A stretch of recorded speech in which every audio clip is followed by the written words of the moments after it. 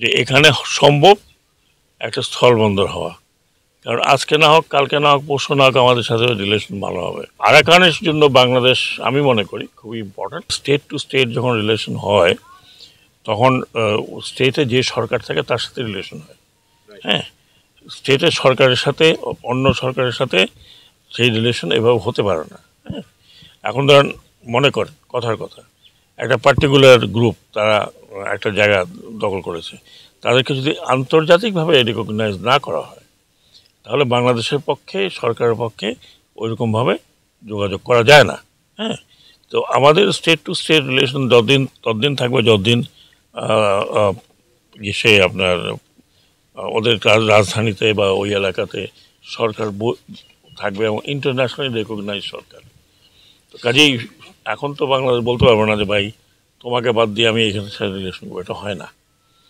এটা এটা এটা এটা এটা কোনো ডিপ্লোমেসিতেও হয় না, আন্তর্জাতিক আইন কারণেও হয় না। হ্যাঁ, তো সেই জন্য আমরা আমাদের রিলেশনশিপ ততদিন থাকবে যতদিন এই ধরুন আন্তর্জাতিকভাবে স্বীকৃত না হয় অন্য কোনো সরকার, সেটা যারা এনইউজি হতে পারে অথবা অন্য সরকার হতে পারে।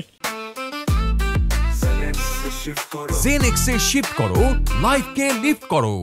সো একটু ডিফিকাল্টি তো আমাদের আছে ডিল করা। একটা হচ্ছে লোকাল লেভেলে ডিল করা, একটা হচ্ছে জাতীয় পর্যায়ে ডিল করা। তো জাতীয় পর্যায়ে আমি যেটা মনে করি আমাদের সাথে মিয়ানমারের, আমি যেটা বললাম, কী ধরনের গভর্নমেন্ট সামনে হবে আমরা জানি না।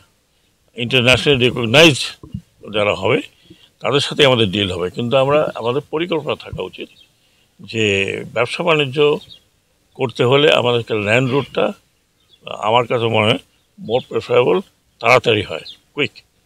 আর জাহাজে তো আসেই, এখনও তো আসতেছে, মিয়ানমার থেকে আসতেছে না, অনেক কিছুই আসতেছে, কিন্তু ওটা সময় লাগে।